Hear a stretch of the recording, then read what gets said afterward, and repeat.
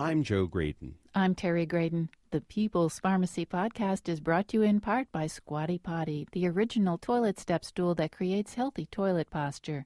Learn how squatting relaxes the colon and allows for easy, healthy elimination at squattypotty.com. And by Comfy, makers of all-natural buckwheat hull pillows. Comfy pillows provide superior support by conforming to your head and neck for healthy, restful sleep. On the web at comfycomfy.com. For 10% off your first order, enter the code PEOPLES at checkout. Tropical rainforests around the world are disappearing. What will we lose when they're gone? This is the People's Pharmacy with Terry and Joe Graydon.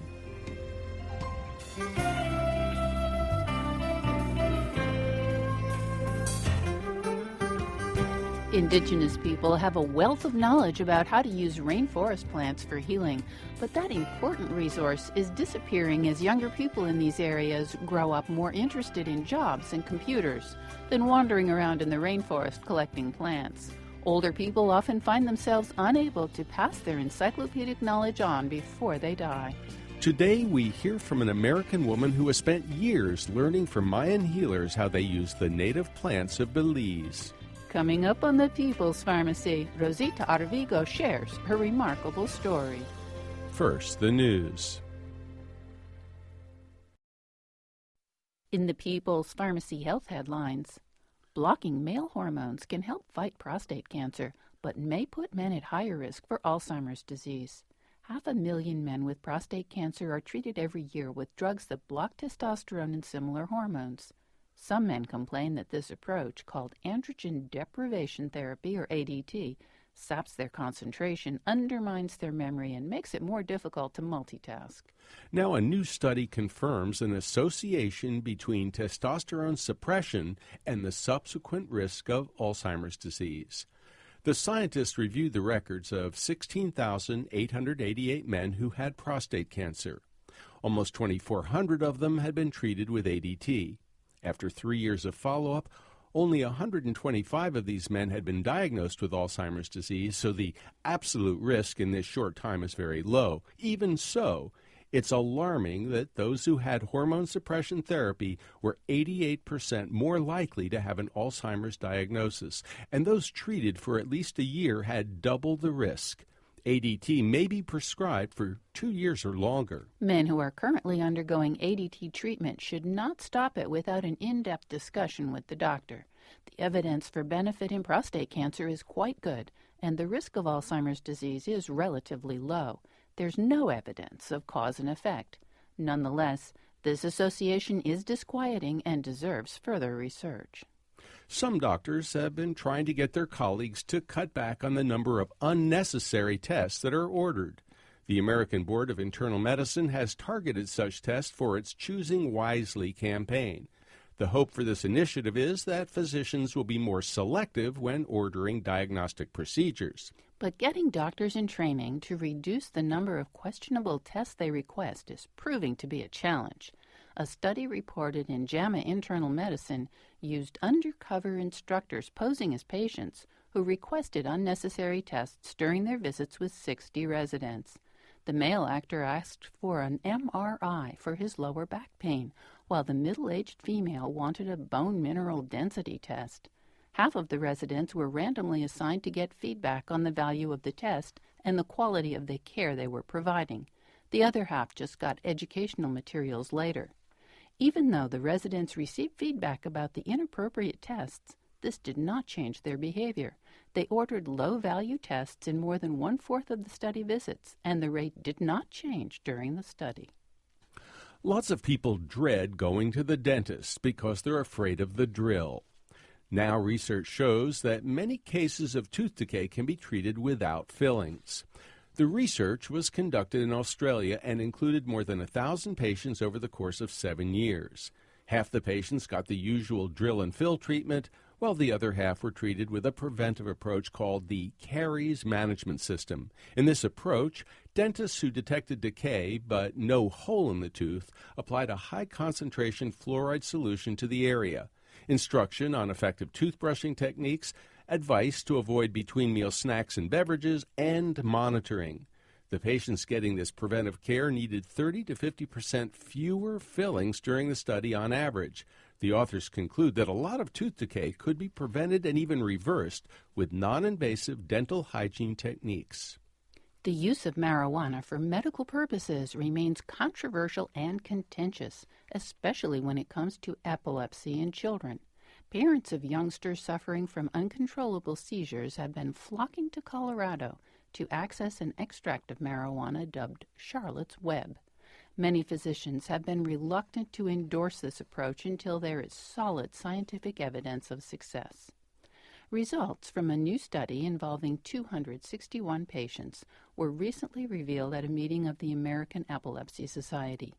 Pediatric patients with hard-to-treat epilepsy were given a marijuana extract of liquid cannabidiol in addition to their normal medications. After 3 months, their seizures were down by 45%. A smaller study also found comparable seizure reductions.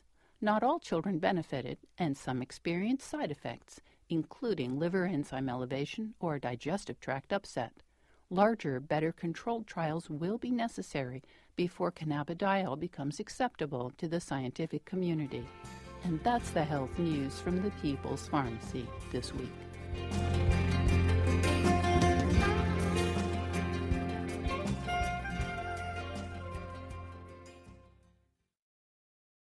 Welcome to the People's Pharmacy. I'm Terry Graydon. And I'm Joe Graydon. Today we're going to be talking about remedies from the rainforest. Our guest is Rosita Arvigo, who is legendary in natural healing circles. She's a doctor of naturopathy, an ethnobotanist, and a teacher. Her books present the wisdom of the native Mayan people of Belize, gleaned in years of study under a Mayan shaman, Don Eligio of San Ignacio, Belize. Rosita Arvigo, welcome to the People's Pharmacy. Thank you, Joe. Rosita, we have been hearing for many years about your project in Belize. We understand that you have served as an apprentice to a Maya shaman.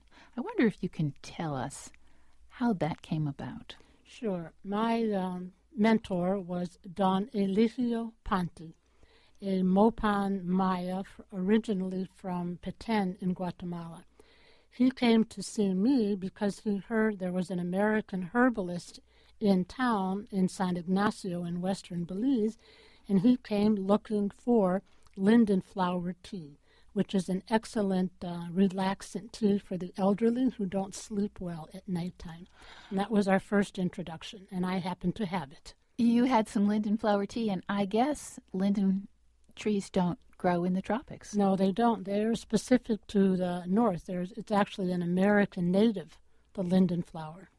Well, let's go back even further, and that is, how did you learn about herbs? What led you down this path? My mother said I started when I was 4. When I was a very little girl, my mom said all of my dollies were always sick. And I always set up a little hospital with 4 dollies wrapped up in blankets, and I made little clay and peppermint powder pills from our little patch of wild peppermint in the backyard in Chicago. And then in the mid-1940s, when the Second World War was over, there was a declaration that all Americans should grow a vegetable garden to help with the war effort and get America back on its feet, feeding its people. My grandfather and I planted a vegetable garden, and I would say when those little seeds came up and turned into radishes and carrots and lettuce, that was a very big moment for me. I'll never forget it. And then in Mexico during the 1970s, I was fortunate enough to help deliver a baby for the first time in my life, and that woman's life was saved that night with a tea of roses. So those, I would say, have always been the 3 most defining events of my life. When I saw that rose tea save a woman's life from excessive bleeding after delivering a baby, I just thought to myself, I don't care if I have to walk over hot coals and nails. I'm going to find out what it was in that rose tea that night in the mountains of Guerrero, Mexico, that saved a woman's life. And it took 10 years. Well, tell us more about the rose tea, because I think all of us have seen roses, and I think very few of us had any idea Neither that did it could do something that amazing. Neither did I have any idea. As I said, it took 10 years. I had to study anatomy and physiology and chemistry, biochemistry, to find out one day that roses contain tannic acid and gallotannic acid. And if prepared properly and administered properly, it can save a life from postpartum excessive bleeding, not hemorrhage. Hemorrhage is really gushing. This was not gushing situation. This was excess bleeding afterwards. And here we are, alone in the deep mountains of Mexico. It's like 3 o'clock in the morning. There's only 3 people in the village, myself, this elder lady who was in charge of the delivery, and the mother delivering the baby. So when we saw that there was too much blood, Doña Rita said, go outside and bring me 9 roses. And she was very specific. It had to be the red roses, and there had to be about 6 inches of branches and leaves along with each flower. And she put that into a clay pot over the open hearth fire, boiled it probably about 5 minutes, and then my job was to cool the tea. Doña Rita said the rose tea would not work the way we wanted it to unless the tea was cooled. And again, after 10 years of research, it turns out that tannins should be delivered in a cool state because they constrict vessels and tissue. So in this case, the rose tea prepared very strong, 9 roses in 2 cups of water, and the branches and the leaves, and then administered cool. Within 8 minutes of administering that tea, the bleeding stopped. How did you cool the tea? Between 2 gourds. Oh, okay. Standing in the doorway where the morning breeze was. So just rolling it back and forth between 2 gourd bowls. And it cooled to room temperature, and then I administered it spoon by spoon, and Margarita's bleeding stopped. So it's an event that I never, ever forgot, and I'm always grateful that I was there at that moment to see a life saved by roses. Rosita, it's always fascinating for us to hear a story like this because it's what we refer to as experiential learning. I mean, here is somebody potentially bleeding to death, and there's an intervention, and then all of a sudden she's alive. A lot of our listeners are health professionals, and they like double-blind, placebo-controlled trials. They like the science. And yet we've heard from so many people, for example, when they're cut and they're bleeding, and they put ground black pepper on that cut, it stops bleeding. And so it's like, do we really need a double-blind, placebo-controlled trial if your eyes and your experience say, wow, that worked, and it worked really fast? I'm guessing that over the decades that you've been doing this, you've seen lots of things like this, where something worked right before your very eyes. Yeah, some very surprising things with herbal remedies. Can you share some stories, please? Yeah, I think that the oregano, let's look at that one, since that's something that everybody knows. Everybody has it in their kitchen cabinet. In the fresh state, I have seen oregano literally cure earaches that a person has been suffering with for years.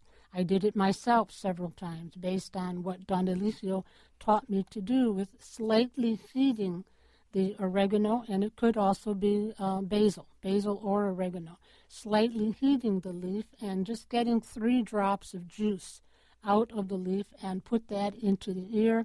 And then, of course, the other aspect of it is pulling on the ear and then massaging a little bit behind the ear on the lymph nodes to help drain whatever material is causing the earache. Often it's a bit of an accumulation of wax.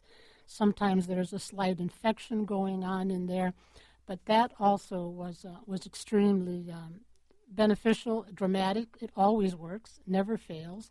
There are, of course, hundreds of plants in the rainforest that have these type of dramatic effects, and I've been fortunate enough to study with about a dozen different traditional healers in Belize, Mexico, and Guatemala to learn these remedies. So oregano is one. I also like oregano tea for painful menstruation. That works extremely well. I like to say you can write it in cement. You can write the remedy in cement because you never have to erase it. It works every time. So for women with painful menstruation, the Maya midwives recommend 3 cups of oregano tea for 3 days before the onset of menstruation. And that really, really helps the uterine contractions to be more efficient and less painful. It's also excellent if we can add the Maya abdominal therapy to it, because often the uterus is misplaced and often undiagnosed misplacement. And so with the massage and the oregano tea, we have a very excellent natural treatment for dysmenorrhea or painful menstruation, which unfortunately is all too common. So the abdominal therapy you were talking about is a form of massage. Yes, it is. It's a form of massage that's focused on the abdomen, under the ribs, all the way to the pubic bone, in that area where all the organs of our digestion and reproduction, elimination are. So it's a long way from Chicago to Belize. We just have a minute or two before the break. How did you get to Belize, and how did this astonishing life unfold? Actually, my story started in Chapel Hill, which was so interesting. I had a boyfriend at the time who was from Chapel Hill. We actually met in San Francisco, and we went to Mexico because of the Vietnam War. And so we were in Guerrero, Mexico, where we stayed for 7 years. And then from Mexico, I went to Belize on my own because I had a friend who purchased a small piece of land there and said, "This is a fabulous country. If you're finished with Mexico, why don't you come have a look?" And so I did. I absolutely fell in love with this beautiful green, palm, flower-filled tropical nation. And I've been there living and working a small family homestead since 1982. We purchased 35 acres of raw jungle along the Macau River, and it is now Ixchel Farm, named after the Maya goddess of medicine. We founded the Rainforest Medicine Trail on those 35 acres, which was just a little pathway through this raw jungle to show people what the forest has to offer, uncleared, undeveloped. Basically, that the forest is worth more standing than destroyed. You're listening to Rosita Arvigo, ethnobotanist, teacher, and doctor of naturopathy. She has written 9 books on the traditional healing of Central America with the blessing of her mentor, Don Eligio of San Ignacio, Belize. Dr. Arvigo lives in Belize and directs both the Ixchel Tropical Research Center and the Arvigo Institute. Ixchel is spelled Ixchel. Her work has been instrumental in cataloging and preserving thousands of healing plants and trees of Belize through the Belize Ethnobotany Project. After the break, we'll talk more about Rosita Arvigo's time with Don Eligio and their relationship. What was it like to learn from a shaman? We'll also find out how the Mayan people diagnose and treat spiritual illnesses like anger or envy.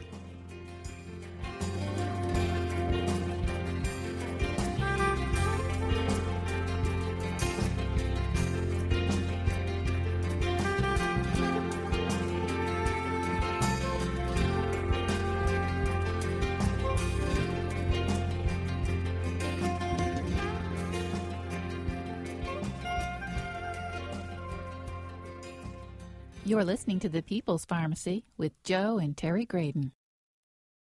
If you like this podcast of The People's Pharmacy and want to continue the conversation, you can join us online at facebook.com/People's Pharmacy to share your thoughts or comments.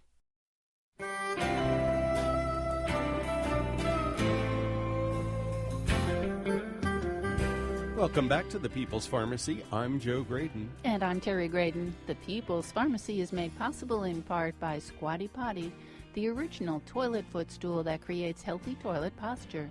You can learn how squatting relaxes the colon and allows for easier, healthier elimination at squattypotty.com. And by Red X Industries, makers of utterly smooth creams and lotions that deeply moisturize to make dry skin feel soft and smooth. The number's 800-345-7339, online at uttercream.com. If you'd like to order a CD of this show, you can call 800-732-2334. This is show number 1016. That number again, 800-732-2334, or you can place the order on our website, peoplespharmacy.com. Today on the People's Pharmacy, we're talking with Rosita Arvigo, doctor of naturopathy, about the natural healing approaches of the Mopan Mayan people. She's an expert in ethnobotany and has been involved in a major undertaking cataloging the medicinal plants and trees of Belize through the Belize Ethnobotany Project. Rosita, you have described how you connected with your mentor, Don Eligio, because he was searching for linden flower tea. Tell us a little bit about what happened after that. Well, I had heard about Don Eligio before he came to see me and wondered how could I find this man. I was looking for someone to teach me about the medicinal plants of my adopted country. I was already a doctor of naturopathy, which is an offshoot of chiropractic from 1907. I was already a practicing herbalist, but I'm now in a foreign country. I was fluent in Spanish already because of my time in Mexico, but I really needed someone to teach me about the medicinal plants. And when Don Eligio came to my doorstep and introduced himself, I thought, this is the man I've been searching for, and here he is on my doorstep. So after I gave him the linden flower tea, I gave him a naturopathic treatment. Don Eligio at the time was 90 years old when I first met him. So at 90, he had a carload of aches and pains. So I gave him a treatment. He was very impressed, and I said, could I come visit you in your village? And he said, of course. So I went to visit him every week for a year, and it was 9 months before he remembered who I was. Every time I came to sit in front of him, he said, where are you from? What do you want? Are you sick? What's your problem? What's your name? After 9 months, finally, he recognized that I wasn't going away, and I showed up on his doorstep one day at dawn, having walked across the river and walked 5 miles into his village, and he said, I don't have time for you today. I've got too much work to do. I have to go harvest my corn. And I said, well, I can help you harvest corn. And he said, you're from Chicago. What do you know about harvesting corn? And I said, Don Eligio, I lived in Mexico. I can harvest your corn. Let's go. Let me help you today. So off we went, and he put one of those Maya baskets around my forehead, and I started piling the dry cobs of corn into the basket. And at one point in the middle of the morning, about 9 o'clock, we met midway in the corn row, and he said, are you married? And I said, yes, I'm married, and I have 3 children. And he said, oh. So at mid-morning, we stopped and took a break, and he stood up, and as he stood up, the sun was rising behind him on the mountain, and he just turned into a medallion of gold. And he said, what is it that you want?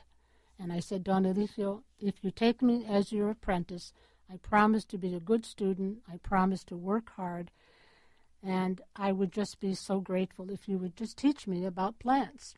And then when he stood up, he said, do you promise if I take the time to teach you, you will be diligent and take care of my people when I'm gone?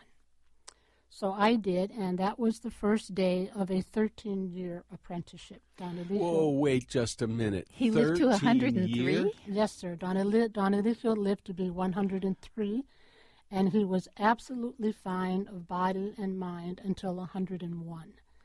And up until 99, from 90 to 99 years of age, we went every single day, 3 days of every week that I spent with him, because I still had a child and a family and a homestead and 35 acres of uncleared jungle to take care of. But I managed to stay with him 3 days of every week for those 9 years. And then for the last 2 years of his life, he was bedridden.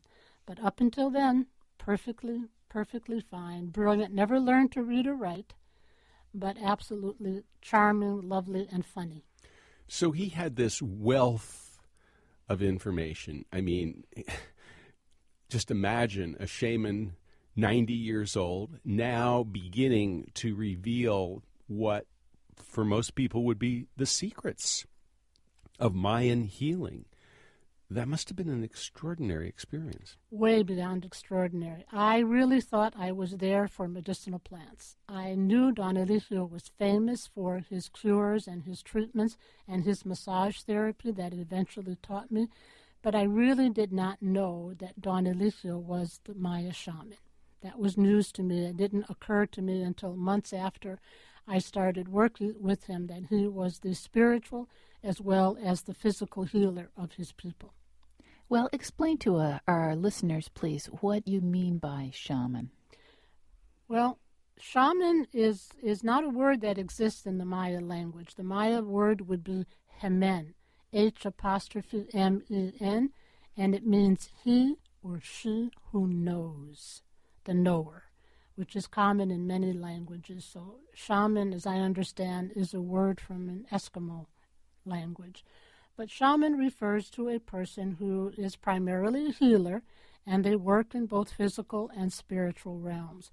Don Eligio's connection to the 9 Maya spirits, who he explained were the oversoul of the Maya people, was through his little magical instrument called the sastun, S-A-S-T-U-N. Sastun translates in Mopan Maya as sas means light or mirror, and tun is stone or age. So it was a little crystal ball, a light of the ages or a ball of light. It has many different translations, but it was his crystal ball through which he could do divination, enchantment, and direct contact, like his little red phone, to the Maya spirits. And through that medium, he was able to help people with certain spiritual ailments that are somewhat foreign to people in America. One of the most common would be envy. Envy is considered to be a very serious spiritual disease by the Maya, and you might have a long list of physical symptoms nobody's been able to help you with. You go to see someone like Don Eligio, and he asks the sastun, in your name, is this a physical or a spiritual ailment? And if it is a spiritual ailment, the sastun has certain agglutinations of its lines and bubbles. Very difficult to explain without a visual. But that would only give an answer of yes or no. So if the sastun said yes, your ailment is spiritual, not physical, then Don Eligio would go into the spiritual healing aspect, which involved prayer, burning of copal incense, and spiritual baths. And he would then figure out that the problem is envy. How does he help the person overcome envy? And what sorts of physical symptoms does envy cause? First of all, we're talking about a person who is the object of envy. Don Eligio thank you very much, because I was thinking, of course, envy is terrible for you, to be envious of someone, but you're thinking someone who is being envied. Mm-hmm. This is something that I might have encountered in Mexico as evil eye. Yes, it is the evil eye in a sense. The evil eye, we could say, is acute. Envy is chronic. Uh-huh. That's the difference between the two. So Don Eligio would explain it this way. Maybe you have a nice home, you have a nice car, you have beautiful children who do well in school. Your neighbor does not have a nice home, does not have a new car, whose children do not do well in school. So every day, that neighbor looks upon your life with envy and jealousy. I think the Chinese refer to them very aptly as hot red chi arrows. And so these hot red arrows of envy and jealousy are being bombarded on you every day. And the primary symptom would be, as you leave your house, you feel bright and happy. As you walk down the pathway and you put your key in the door, you feel immediately depressed and sad. And you don't know why, where it comes from, or it seems to have no root in the day that you just had. If the envy is coming from a co-worker, as you go to work, you feel sad and depressed. And when you leave, you feel uplifted and relieved. So those are at least one of the primary symptoms. Otherwise, people with envy cry a lot. They don't sleep well. They often have, it's what we call a laundry list of physical symptoms. It might be can't digest their food properly. There might be constipation. There could be diarrhea. There could be a skin condition. There could be nervous habits. So it's literally a laundry list, and each person will experience it differently. But once we identify that it is from a source of envy, and apparently, in my experience, everybody knows. If I simply ask the question, do you think there's anybody close to you in your life who is jealous or envious of you? Everybody knows. I never ever talked to a person who said, oh, no, that couldn't be, unless it's not envy. But if it is, everybody knows where it's coming from. I wanted to ask you about another spiritual illness that you have mentioned in one of your books, and that is anger. You say it resides in the liver, and of course, if you're feeling very angry, that will make your liver unhappy. But we North Americans never really think much about the liver as being important to health, even though, technically we know it is. So tell us a little bit more, if you would, please, about anger and the physical symptoms that might elicit, and then how the Maya think about healing that. Anger, the word is in Spanish, it's called coraje. Coraje, there is obviously righteous anger. We should all be angry at the pollution of the planet. We should all be angry at any type of mistreatment of the young. But there is an inappropriate anger, and that is the anger that is a spiritual disease. Inappropriate anger, obviously, is taking out your frustrations on the innocent, especially perhaps a wife and children or a husband and children in a domestic scene. Those people often have bright red faces. They look like they're about to explode, especially when they're having one of their angry fits. They often have what we call in America a bilious nature.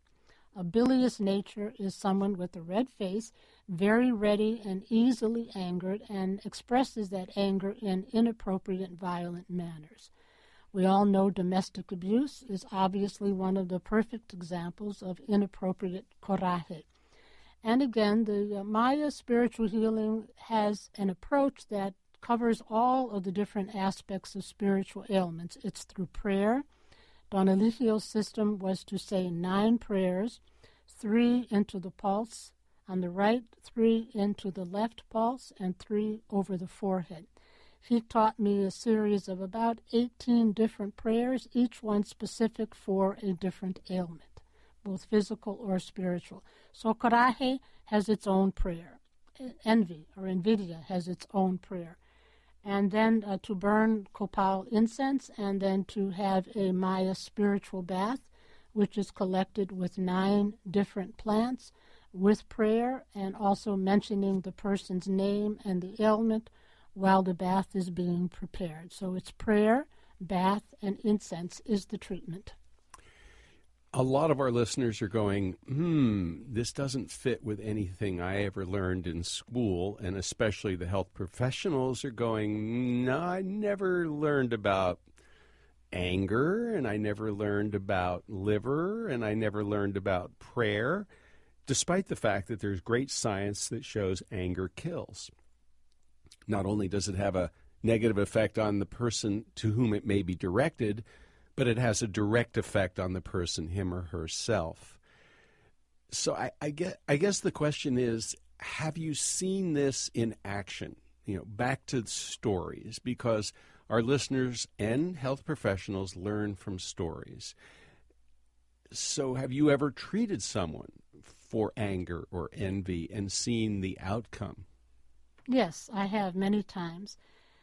Anger, if a person someone comes to my clinic and they have a long history of indigestion, they have a long history of sleeplessness, the first question I'm going to ask is, do you often feel angry?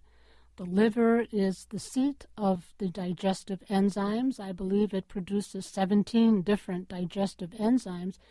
And when it is under the onslaught of our anger, it is not functioning properly. So that person will have indigestion, and from indigestion comes a chronic skin condition. So when you finally address that, there was a wonderful psychoanalyst by the name of Wilhelm Reich, who actually identified the seat of anger in that part of the abdomen where the liver is, which he called the fifth armor block.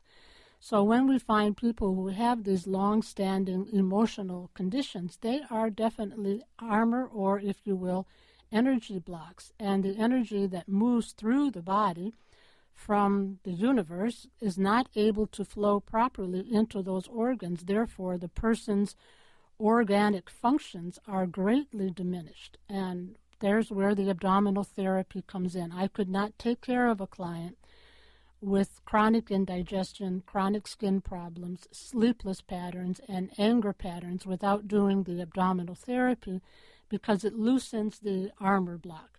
So if any of our listeners are psychoanalysts, psychotherapists, or psychologists, psychiatrists, I'm quite sure everybody would have heard of Dr. Wilhelm Reich's work and his fabulous book, Character Analysis, in which he devoted an entire chapter to the expressive language of the living.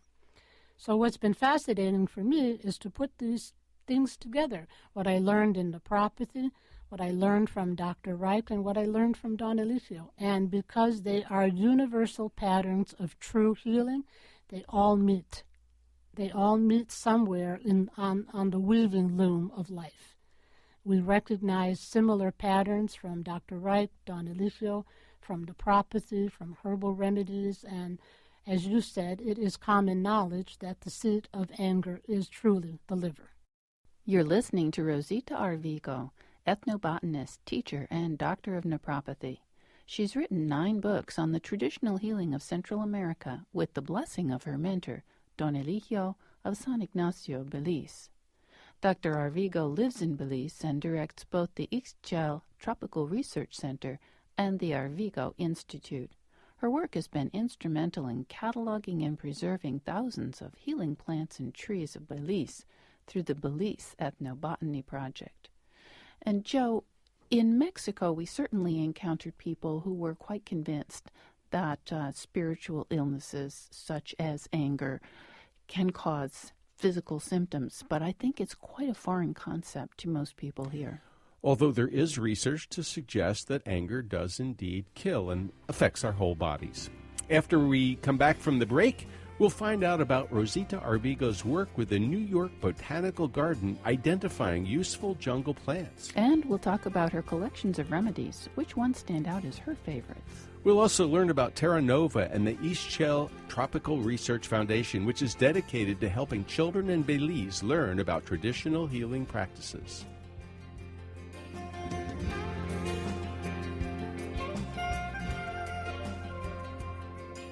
You're listening to The People's Pharmacy with Joe and Terry Graydon.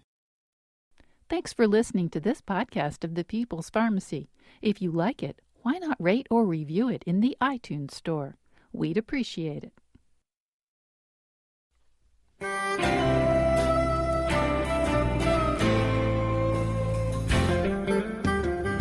Welcome back to The People's Pharmacy. I'm Joe Graydon. And I'm Terry Graydon. The People's Pharmacy is brought to you in part by Squatty Potty, the original toilet footstool that creates healthy toilet posture.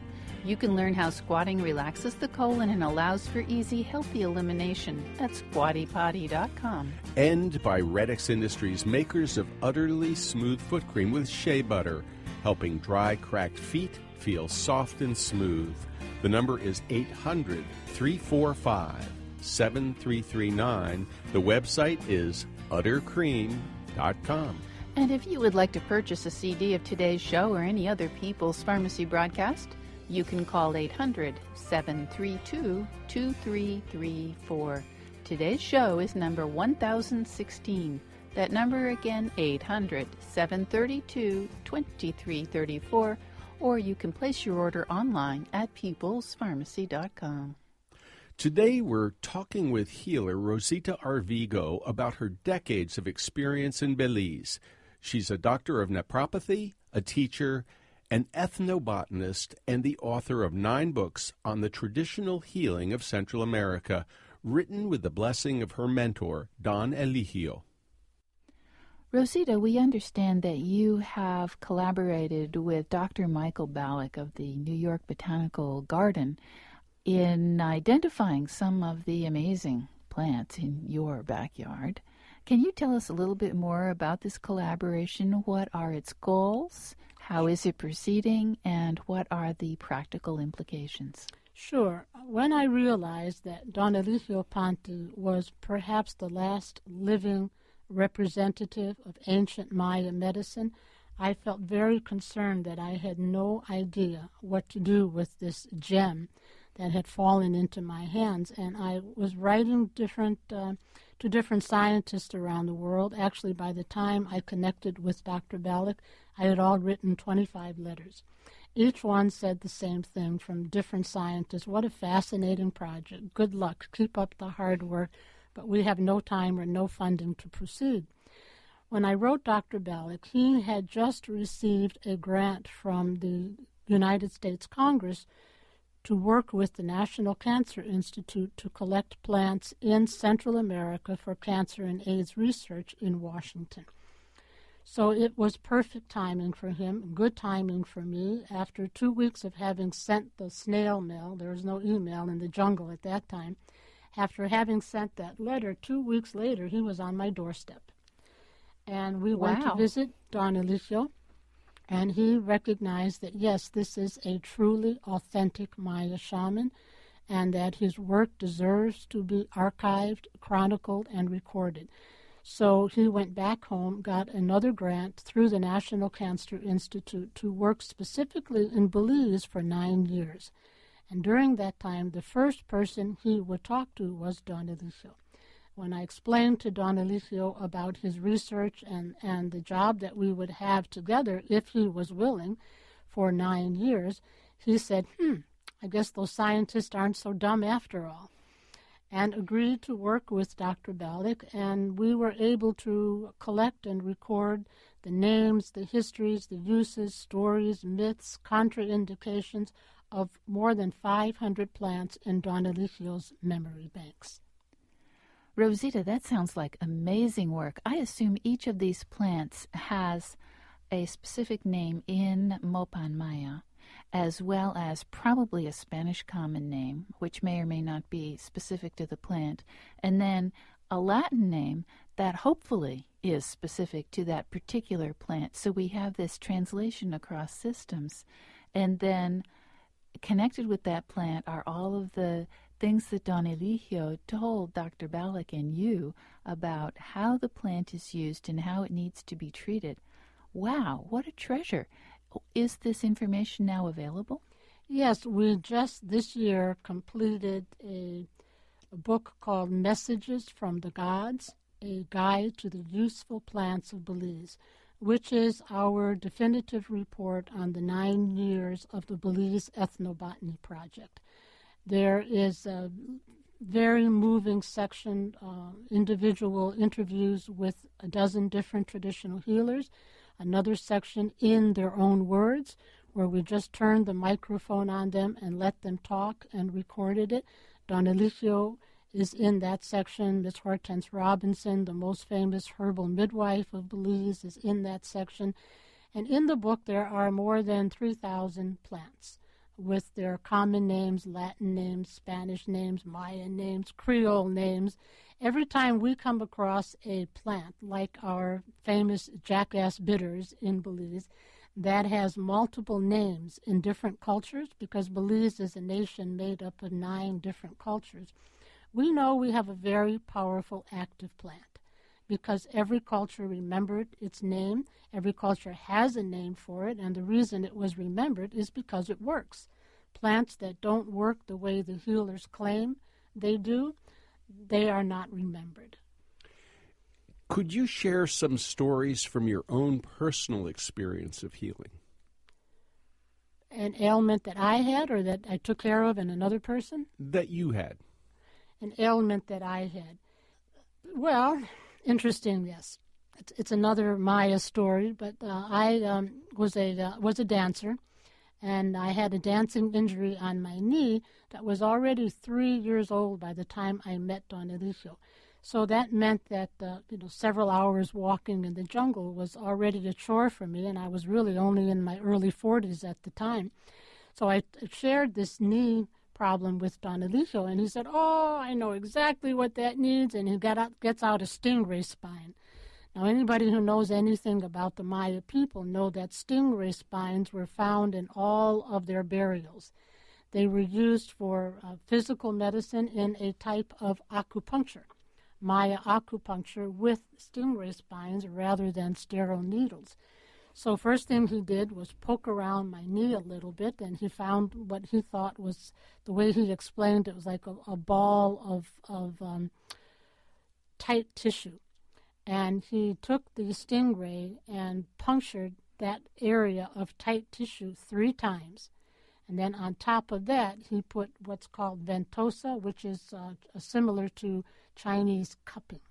So with the Maya acupuncture, with the stingray spine, and this glass suction, which is like cupping in the Chinese, out came this frothy, dark blood out of my knee. And it was literally almost an instantaneous healing. Within 24 hours, my pain was completely gone and never returned again.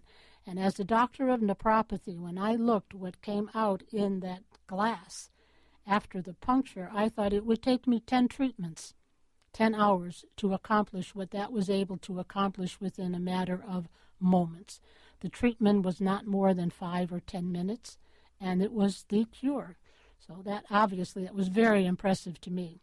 I would think so. And of course, you had to walk back to your home. It was a 5-mile walk to and from each time. Mm-hmm. So it didn't hurt when you got home. By the time it still hurt that afternoon, but by the next morning, I got up and there was no more knee pain. So it was a 24-hour, which seems quite normal to me. Rosita, you have collected so many remedies over the last several decades. I'm just curious if there are any that really stand out. Rainforest remedies that, just go to the very top of the list as your favorites. Sure. One that certainly floats to the top is allspice. Allspice is a berry from a tropical tree. Most of the world's allspice is grown in Jamaica. Allspice loves the soil in Belize, so in our 30-some acres of land, we have perhaps 100 allspice trees. Allspice is something that you're likely to find in your kitchen cabinet as well. You probably rely on it at Christmas and Thanksgiving to give that special pumpkin flavor, allspice flavor to pumpkin pie or to the stuffing and the turkey. Well, allspice is a fabulous remedy for so many different ailments. Miss Hortense Robinson, as a herbal midwife, administered warm allspice and honey tea all during labor and delivery continually. She said it helped the cervix to open smoothly. It made uterine contractions much more efficient. And also we use it for baby colic. It is fabulous for baby colic. In fact, all over the Caribbean, they have an over-the-counter remedy, which is a bit of fizzy water with allspice. And it works fabulous. But just to have a cup of allspice tea, say if you were going to do this, you would just take maybe a teaspoon of the allspice berries, crush them with a jar. You don't want to use the powder because the powder might be 25 years old. We don't know. But the berry would be the freshest you could get here. And just a half teaspoon in a cup of water, and then give it to the baby in a bottle, say 1 ounce at a time. Massage the belly a little bit in big, long, slow circles, and you're likely to get a lot of burping and a lot of gas passing from the other end. Also, it is very good to give to children as they leave the house in the morning on a cold winter day to go to school. It is very warming. It gives you a sense of warmth from within. So I would say that allspice is one of my very favorite rainforest remedies that is available to everybody all around the world. Are there any others? Ginger. Ginger certainly comes to mind. We grow ginger. I imagine it's probably not from from Belize originally, but we grow ginger in our backyard, and we use it a lot for tummy upsets. I like it a lot for fever, especially in children, because it has a pleasant taste.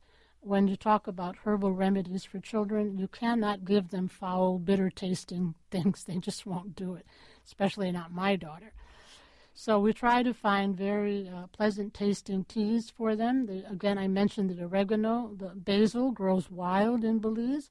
Basil is one of the very favorite remedies for women, especially for menstrual ailments. Another good, universally available remedy from the rainforest is the orange peel. Anytime you walk into a traditional healer's home, you most often will see orange peel hanging from somewhere near the stove or the fire hearth drying. What's good is that, you might say? Well, the orange peel, again, is really good for tummy upsets in infants and small children. Again, a lovely tasting remedy. Miss Hortense had a fabulous remedy for colic that had the allspice berry and the orange peel. And whether it was a newborn baby or a 6-year-old child for tummy upsets and gas, an orange peel about the size of your finger, 3 or 4 little berries of crushed allspice, boil that for about 5 minutes in a cup of tea, strain it, give it to a baby 6 weeks old, would not be too young. In Central America, women do not introduce spoons or bottles into a baby's mouth until they're well over a year old. They believe it causes thrush, which is kind of a fungus that grows inside the mouth membrane. So what they would do is sterilize a piece of old cotton and then dip the cotton into the tea and let the baby suck the tea off the cotton. It's a fabulous way to introduce a herbal remedy. So the orange skin, one of my favorites, very reliable, and a lovely tasting tea for children or babies with tummy aches. Rosita, I wonder if you can tell us about the Ixchel Tropical Research Foundation and maybe also about Terra Nova. Sure. Ixchel Tropical Research Foundation was founded by my husband and I and Dr. Ballack of the New York Botanical Garden to be a vehicle in Belize for the conservation of medicinal plants and the preservation of traditional healing. So we have various projects and programs that we work on throughout the year. This summer in July, we just completed our 16th annual Children's Summer Bush Medicine Camp. In the Caribbean, herbal remedies are called bush medicine. So as Don Alicio lay dying, the last words he said to me were, "Take the children as though they were your own. Train them and teach them to help each other." So I thought about that for a couple of years and thought the best thing I could do for the children of Belize would be to have a summer camp based on medicinal plants and traditional healing. It has been very successful. Every year for 16 years, we have 24 children, 10 teenagers as their junior counselors, and as many traditional healers as we can gather. The children learn to use herbal remedies. They learn to do neck massage, foot baths, and foot massage. And of all the things we learn as the directors of Bush Medicine Camp is how children want to be helpful, how they really want to serve. We also have ethnobotany in the classroom, which is introducing 5th and 6th graders to the medicinal plants that grow in their backyard, that might be in the kitchen cabinet or right growing on the street in front of their house. That is in its 7th year. We also have a school herbal garden in Santa Elena in Belize, and that is cared for every year by a 5th grade class and a teacher. So they grow herbal remedies like lemongrass and mint, and then they also have some vegetable spaces for Chinese cabbage and lettuce, and that's their project. We provide the fencing, the soil, and all of the upkeep from season to season with the children. We have had in the past a festival of useful plants of Belize that went on for 5 days, in which we had more than 2,000 school children attend. And so we're doing all kind of work, primarily, as I said, on traditional healing and medicinal plants, conservation and preservation. Rosita Arvigo, thank you so very much for sharing your wisdom with the listeners. Absolute pleasure. Thank you for having me. You've been listening to Rosita Arvigo. She's a doctor of naturopathy as well as an ethnobotanist and a teacher. She's written 9 books on the traditional healing of Central America with the blessing of her mentor, Don Eligio of San Ignacio, Belize. Her enthusiasm has helped keep his knowledge alive. Dr. Arvigo has been instrumental in cataloging and preserving thousands of healing plants and trees of Belize through the Belize Ethnobotany Project. Her books include Messages from the Gods, which really focused on that project. She founded the Ixchel Tropical Research Center in Belize, along with the Arvigo Institute. Her website is rositaarvigo.com, and that is ARVIGO. There is a link to it from peoplespharmacy.com. Lynn Siegel produced today's show. Al Wodarski engineered it. Dave Graydon edits our interviews. The People's Pharmacy is produced at the studios of North Carolina Public Radio, WUNC. The People's Pharmacy theme music is by B.J. Liederman. The People's Pharmacy is made possible in part by Redx Industries, makers of Utterly Smooth Extra Care 20 Cream with 20% urea for extra skin protection. The number is 800-345-7339. The website is uttercream.com. To order a CD of today's show or any other People's Pharmacy broadcast, you can call 800-732-2334. Today's show is number 1016. That number again, 800-732-2334, or you can find it on the web at peoplespharmacy.com. And when you go to our website, you can check out information on prescription drugs, herbal medicines, and home remedies. Share your own experience, and we'd love to have your thoughts on today's show. When you visit the website, you can also sign up for our free online newsletter or the free podcast of the show. You'll never miss another People's Pharmacy program again. You can also share it with a friend. It's all there at peoplespharmacy.com. In Durham, North Carolina, I'm Joe Graydon. And I'm Terry Graydon. Thank you very much for listening, and please do join us again next week.